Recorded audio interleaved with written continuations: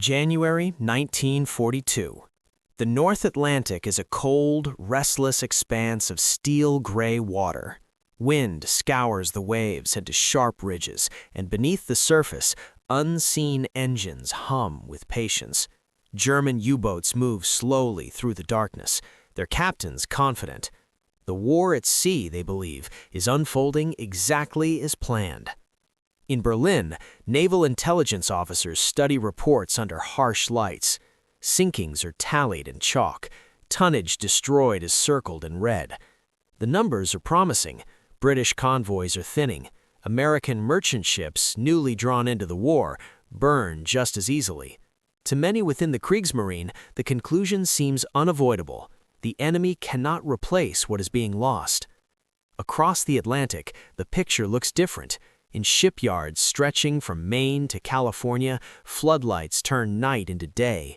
Steel plates are lowered into place. Welders spark against raw hulls. Men and women, many who have never seen the ocean, work in synchronized motion. The ships they are building are not elegant. They are not fast. They are meant to be expendable. German officers dismiss the effort. They have seen American industry before, they think. Too slow, too divided, too inefficient for a war of attrition at sea. But in the coming months, the Atlantic will become a ledger of assumptions, and one side is about to discover that it has miscalculated the arithmetic of modern war. When the Second World War began in September 1939, Germany entered the conflict with a clear memory of its last great naval failure. During the First World War, the Imperial German Navy had come close to starving Britain into submission through unrestricted submarine warfare. Yet in the end, it had failed, not because U-boats lacked lethality, but because the industrial balance tipped against them. Convoys improved, shipbuilding accelerated, the blockade held. For the architects of the Kriegsmarine, that lesson was studied, but selectively. Grand Admiral Karl Dönitz, a former U-boat commander himself, believed the error of 1917 was not strategy, but timing. In his view, Germany had deployed too few submarines, too late. If the tonnage war were prosecuted from the opening days of the next conflict, before Britain could fully mobilize its defenses, the result would be different. Britain, dependent on imported food, fuel, and raw materials, would collapse under the pressure. By 1939, this belief had hardened into doctrine. German naval planners calculated that Britain required roughly 45 million tons of imports annually to survive. Sink enough ships, approximately 700,000 tons per month, and the British economy would suffocate. The math was cold, impersonal, and convincing. But Germany entered the war without the fleet Dönitz wanted. Instead of the 300 operational U-boats he argued were necessary, only 57 were available in September 1939, and fewer than half were capable of extended Atlantic operations. The surface fleet was even weaker. Battleships were vulnerable, raiders were scattered, and Germany could not challenge the Royal Navy directly. The submarine would have to carry the war alone. In the early months, results were mixed. U-boats scored successes in the western approaches, but British countermeasures improved rapidly. Convoys, once sporadic, became systematic. Sonar, ASDIC, grew more effective. Air patrols expanded their reach. Losses mounted.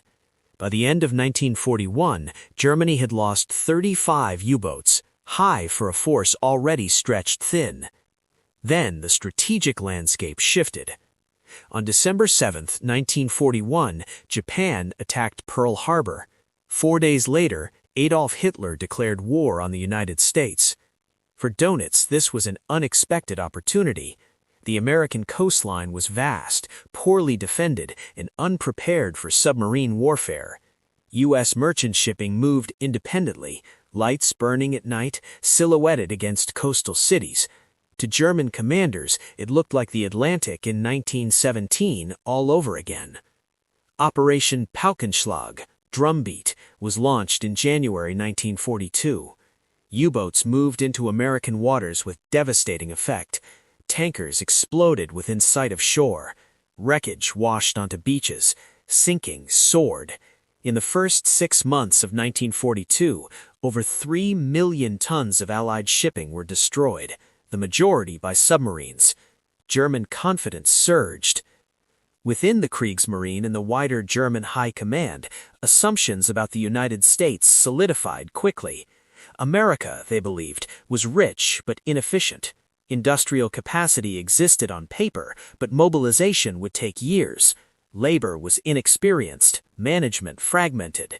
Shipbuilding, in particular, was viewed as a slow craft, dependent on skilled workers and long construction times. Reports from naval attachés and intelligence officers reinforced the narrative. American yards, they claimed, were uncoordinated, designs were inconsistent, output could not possibly keep pace with losses. Dönitz himself calculated that even if the United States expanded production, it would not do so fast enough to offset U-boat sinkings in 1942 and 1943. The Tonnage War, once again, appeared winnable. What German planners failed to fully grasp was that the United States was not preparing to outbuild the U-boats ship by ship.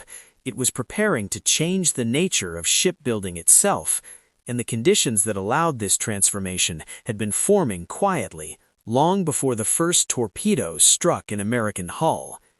The story of that transformation begins not at sea, but on land, inside an industrial system already straining toward a different kind of war.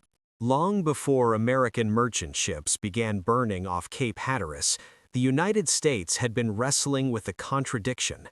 It possessed the largest industrial economy in the world, yet its shipbuilding capacity in 1939 lagged behind European powers already at war. Commercial ship construction had declined sharply after the First World War. Yards had closed, skilled labor had dispersed. By the late 1930s, the United States ranked behind Britain and Japan in new tonnage launched annually.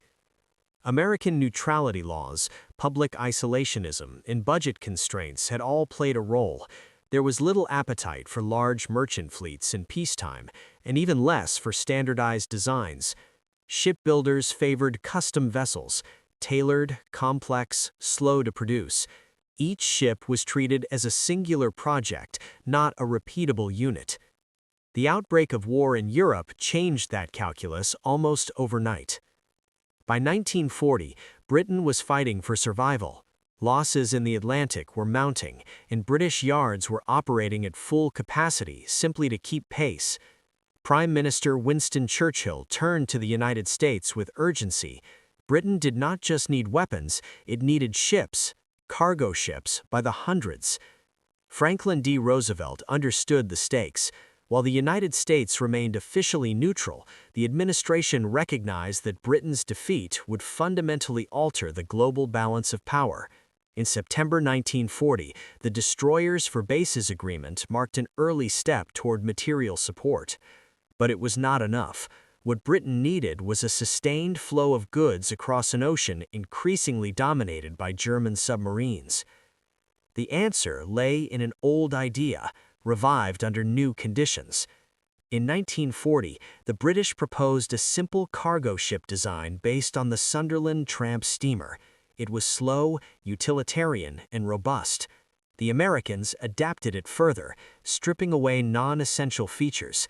Speed was sacrificed for ease of construction. Comfort was irrelevant. What mattered was that it could be built quickly, in enormous numbers, by a workforce that did not yet exist. The U.S. Maritime Commission approved the design in 1941. It became known as the EC-2S-C1, later simply the Liberty Ship. What made the Liberty Ship revolutionary was not its performance at sea, but the method of its creation. Traditional shipbuilding relied on riveting, labor-intensive, sequential, dependent on skilled craftsmen. The Liberty Ship would be welded instead. Hull sections would be prefabricated in factories far from the coast, then shipped to yards for assembly. Work would be broken into discrete tasks, repeatable and teachable in weeks rather than years. To make this possible, the government took unprecedented control. New shipyards were built from scratch, existing yards were expanded and standardized. Industrialist Henry J. Kaiser, whose background lay in construction rather than shipbuilding, was brought in precisely because he questioned traditional methods. His approach mirrored automobile assembly lines more than maritime craft. Labor, too, was transformed. With millions of men entering the armed forces, shipyards recruited women, older workers, and minorities previously excluded from heavy industry.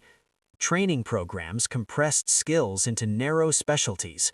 A worker did not need to know how to build a ship, only how to weld one seam, bolt one plate, or operate one crane.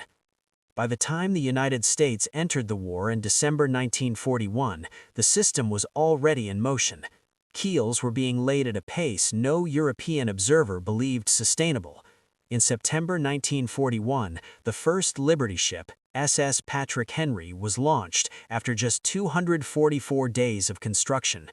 It was a symbolic achievement, but it was only the beginning. As 1942 unfolded, shipyards moved from dozens of hulls to hundreds. Construction times fell from months to weeks. Launches became routine events, not milestones. For every ship sunk in the Atlantic, another slid into the waters somewhere along the American coast. German intelligence continued to track losses. Sinkings still dominated their reports. But buried beneath those figures was a new trend, one they neither fully believed nor fully understood. Because the war at sea was no longer being decided solely by torpedoes and tactics, it was being decided by production schedules, welding arcs, and the relentless mathematics of replacement. Those forces now begin to reveal themselves through the people, machines, and assumptions that shaped the Liberty ship program from the inside. The Liberty ship was not born from tradition. It was built by people who, only months earlier, had never imagined themselves inside a shipyard. Across the United States, recruiting posters called for hands, not experience. Farmers left fields. Shop clerks traded counters for welding masks. Women stepped into roles long reserved for men, their presence reshaping both the workforce and the culture of industrial America. Training was brief and focused. A welder might learn only a single seam, repeated thousands of times. Precision mattered, but speed mattered more. Shifts ran around the clock. Floodlights turned night into an extension of day. Mistakes were corrected, not punished. The system assumed error and designed around it. What emerged was not craftsmanship, but momentum. For many workers, the Liberty ship was their first connection to the war. They would never see the Atlantic, never hear depth charges or alarms, yet every completed hull carried a sense of participation, a quiet understanding that steel assembled on land could decide survival at sea. Welding was the Liberty ship's greatest risk and its greatest advantage. European yards had used welding cautiously. Failures were costly and visible. The Americans embraced it wholesale. Entire hull sections were welded together, eliminating tens of thousands of rivets per ship. Weight dropped, construction accelerated. Early failures occurred, some ships cracked in cold waters, fractures racing across brittle steel. Investigations followed, metallurgy improved, design modifications were introduced. The program adapted without slowing. Perfection was not the goal, continuity was. Each solved problem fed directly into the next hull. The learning curve flattened. Output climbed. German naval intelligence tracked Liberty ships by the same metric they tracked everything else: tonnage. Reports noted new hulls, but often dismissed them as low quality, slow, and vulnerable. Some officers believed American yards were inflating numbers by launching incomplete ships. Others assumed production would plateau. What they did not see was the system behind the statistics. They counted ships. The Americans counted time. And as those differing perspectives widened, the Atlantic War moved closer to a point where assumptions would be tested, not by theory, but by arithmetic. At the heart of the Battle of the Atlantic lay a brutal equation. For Germany, victory depended on sinking ships faster than the Allies could replace them. For decades, this logic had held. Shipbuilding was slow. Losses were cumulative. Once the balance tipped, recovery was measured in years. The Liberty ship shattered that premise. By mid-1942, American yards were launching ships at a pace that no naval theory had anticipated. The question was no longer how many ships were being sunk, but how quickly new ones appeared. A single Liberty ship could carry 10,000 tons of cargo. A dozen per month could sustain entire theaters of war. 100 per month rendered losses survivable. German commanders continued to report successes, but the strategic effect diminished. Sinkings that would have been decisive in 1940 were now absorbed. Replacement overtook destruction. The war at sea was becoming elastic, stretching without breaking. Franklin Roosevelt never framed the Liberty ship as a weapon, but he understood its role. He supported centralized planning, accepted inefficiencies, and tolerated early failures in exchange for scale. Henry Kaiser executed that vision with relentless pragmatism. Speed was the metric. Everything else was secondary. Dönitz, by contrast, remained bound to his tonnage calculations. He recognized the rise in American production, but believed U-boat numbers could still prevail. His appeals for more submarines came too late. Shipyards outpaced submarine pens. Leadership choices on both sides hardened into trajectories that would soon intersect violently.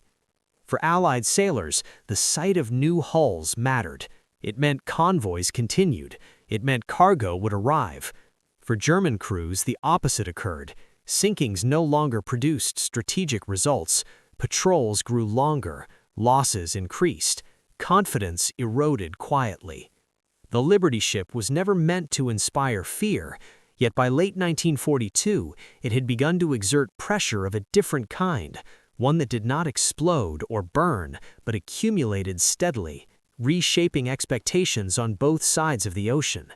That pressure would soon collide with the most intense phase of the Atlantic War, where belief in reality could no longer be kept apart. The first half of 1942 marked the most dangerous moment of the Atlantic War. It was the point at which German confidence reached its peak and Allied vulnerability lay fully exposed. Operation Paukenschlag unfolded with ruthless efficiency. Beginning in January, German U-boats struck the American eastern seaboard almost at will. From the Gulf of Mexico to Nova Scotia, merchant ships sailed alone, unescorted, unaware they were already being hunted. Coastal cities remained lit at night, silhouetting ships against the shoreline. Tankers burned so brightly that their flames could be seen from hotel balconies. In the first 6 months of the year, German submarines sank more ships than at any other time in the war. Over 600 Allied vessels were destroyed in the Atlantic in 1942's opening half alone. Entire convoys vanished. Oil shipments collapsed. Insurance rates skyrocketed. The press spoke openly of catastrophe. Inside U-boat command headquarters, reports arrived daily. Patrols were extended. Crews returned exhausted but successful. For Dönitz, the numbers appeared to confirm everything he had argued for years. The United States, newly at war, seemed unprepared and slow to react. Defensive coordination between the U.S. Navy, Coast Guard, and Royal Navy was incomplete. Air coverage remained patchy. Radar integration lagged. More importantly, German planners still believed production could not catch up.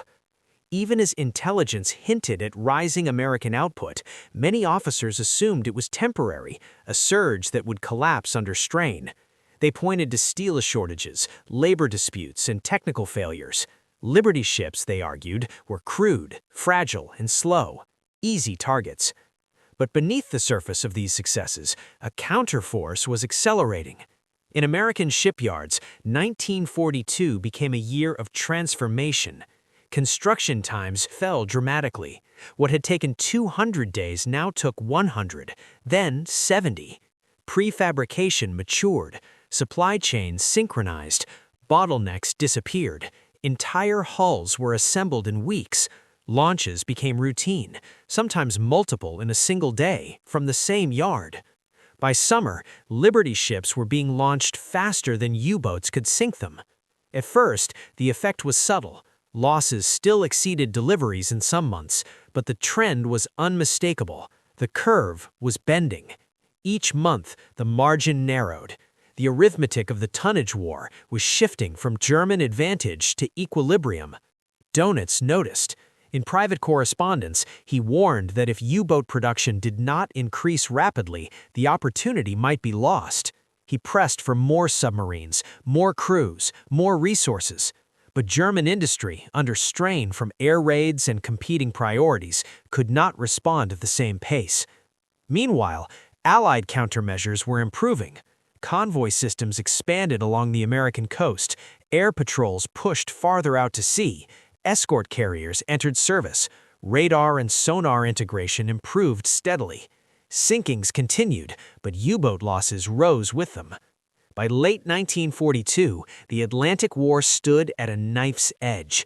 German submarines were still dangerous, Allied shipping was still under threat. But for the first time, the outcome was no longer determined solely by what was being destroyed. It was being determined by what could not be destroyed fast enough. That realization would crystallize in the months ahead as production numbers turned into undeniable strategic reality. By early 1943, the Battle of the Atlantic entered a new phase, one defined less by spectacular sinkings and more by sustained pressure. The tipping point did not arrive with a single battle or dramatic announcement. It emerged gradually, through accumulation. American shipyards were now operating at full stride. In 1942 alone, 1,051 Liberty ships were completed. In 1943, another 1,095 would follow. At peak production, ships were launched at a rate of 3 per day. Construction times dropped below 50 days in some yards. One Liberty ship was famously assembled in just over 4 days, a publicity event, but indicative of what the system had become. For the first time in the war, Allied ship replacement outpaced losses consistently. German U-boats, meanwhile, faced a tightening net. The introduction of long-range aircraft closed the mid-Atlantic gap. Escort carriers brought air power directly into convoy routes. Improved depth charges, ahead-throwing weapons, and coordinated hunter-killer groups shifted the balance. The ocean was no longer an open hunting ground. Sinkings continued, but they no longer shaped strategy. In May 1943, the reckoning arrived. That month, German U-boats lost 43 submarines, nearly a quarter of operational strength, while failing to inflict proportionate damage on Allied shipping. Crews reported overwhelming defenses, survivability plummeted. For the first time, morale cracked openly. Dönitz ordered a withdrawal from the North Atlantic. It was an admission of failure. The Tonnage War, the central German naval strategy since 1939, had collapsed. Not because U-boats had lost their lethality, but because lethality no longer translated into effect. Every ship sunk was replaced, often before the news of its loss reached shore. Liberty ships now crossed the Atlantic in endless columns. They delivered fuel, vehicles, food, ammunition, and men. They sustained Britain. They fed the Soviet Union through Arctic routes. They built stockpiles for operations not yet launched. German intelligence reports grew bleak. The scale of American production was no longer dismissible. It was overwhelming. The very quality once mocked, the Liberty ship's simplicity, proved decisive. It could be lost without strategic consequence. It could be built without pause. By mid-1943, the Atlantic was effectively won. The sea lanes were open. The flow of material was constant. And with that flow came the certainty that the war's next great movements, on land and in the air, were now logistically possible. What followed was not merely victory at sea, but a cascade of consequences that reshaped the entire war. The collapse of the German tonnage strategy did not announce itself with ceremony. There was no surrender at sea, no final engagement that marked the end. Instead, it revealed itself through logistics, through manifests that kept growing, and shipping tables that no longer showed deficits. By the summer of 1943, Allied shipping losses had fallen sharply. Where early 1942 had seen catastrophic monthly totals, late 1943 showed stabilization, then surplus. In the same period, American shipyards continued to deliver vessels at a pace unmatched in history. Liberty ships formed the backbone of this expansion. By war's end, 2,710 had been built, each one a unit in a system designed to absorb loss without breaking. German naval reports reflected the change with growing unease. Intelligence summaries acknowledged that sinkings no longer produced strategic disruption. Internal assessments admitted that Allied shipping capacity exceeded even the most optimistic German estimates. The U-boat arm, once considered a war-winning instrument, was now a defensive force, reactive, constrained, and increasingly costly. The numbers told the story plainly. Between 1941 and 1945, German submarines sank approximately 14.5 million tons of Allied shipping. In the same period, the United States alone produced over 38 million tons of merchant shipping. The gap was no longer bridgeable.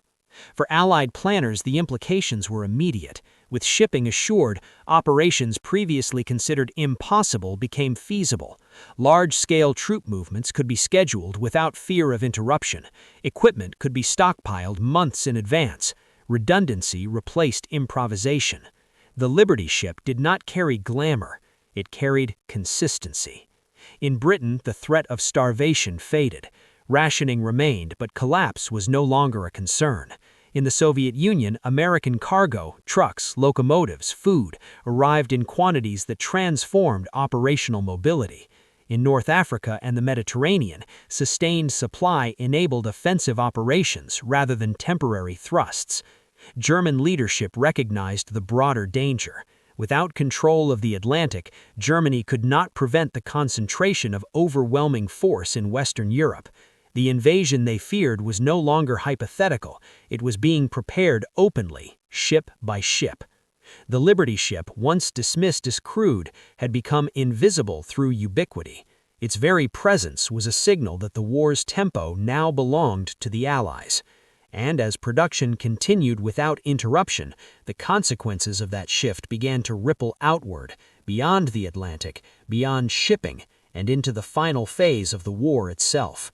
By 1944, the effects of American maritime production were no longer confined to shipping statistics. They had reshaped the entire strategic landscape of the war.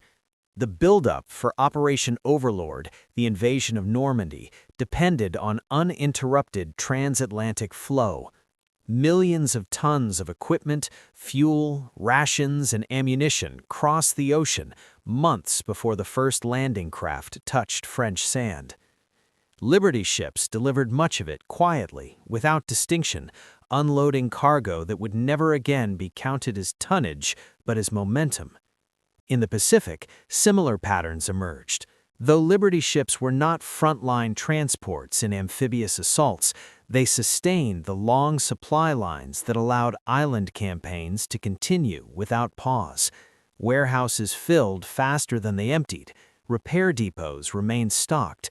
Strategic initiative remained constant. For Germany, the realization came too late. U-boat production increased, but crews lacked experience. New technologies, snorkels, improved torpedoes, arrived after the decisive moment had passed. The ocean was now dominated by Allied air power and escort groups. Each patrol carried a higher probability of loss than success. Post-war German naval analyses were candid. The failure to disrupt Allied logistics was acknowledged as decisive. The assumption that American industry would mobilize slowly was identified as a fundamental error. Officers noted that industrial warfare had outpaced tactical innovation. The submarine, once a strategic weapon, had been reduced by sheer scale. The Liberty ship itself did not disappear after the war. Many remained in service for decades, carrying commercial cargo under multiple flags. Others were scrapped, their steel recycled into peacetime economies. Few were preserved. They were not built to be remembered. Yet their legacy endured in doctrine. Standardization, modular construction, and mass production became central principles of modern military logistics.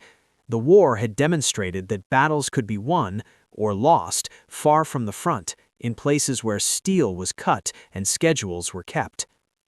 By the time Germany surrendered in May 1945, the Atlantic was no longer contested. It was a conduit, secure, predictable, and overwhelming in its capacity. What began as an experiment in emergency shipbuilding had become a defining feature of modern warfare. And with the guns finally falling silent, the meaning of that transformation became clearer, not in terms of ships, but in terms of how wars would be fought from that moment forward. The Liberty ship never dominated headlines. It did not decide battles in a single afternoon, nor did it carry the names of generals or the weight of national myth. It moved slowly, it broke down, it was often anonymous, and yet it altered the course of the Second World War as decisively as any weapon deployed in combat. German naval officers had not misunderstood American courage or intent, they had misunderstood scale.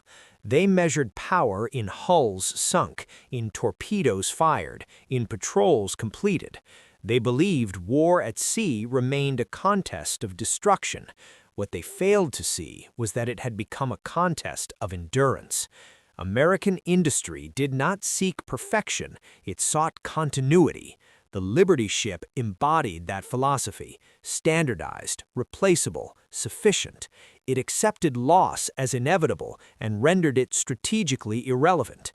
In doing so, it removed fear from logistics and replaced it with certainty. The Atlantic War was won not when the last U-boat was sunk, but when sinkings stopped mattering. That lesson echoed beyond 1945. Modern warfare would no longer be decided solely by brilliance at the front, but by systems behind it, by factories, supply chains, and the ability to adapt faster than an enemy could destroy.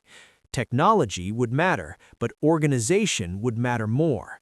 The Liberty ships were never meant to survive history. They were meant to outlast a crisis. They did more than that. They proved that in an industrial age, the decisive weapon is not always the one that strikes hardest, but the one that keeps coming, quietly, relentlessly, until resistance becomes futile. And in the cold arithmetic of the Atlantic, 2,710 ships were enough to end a war at sea.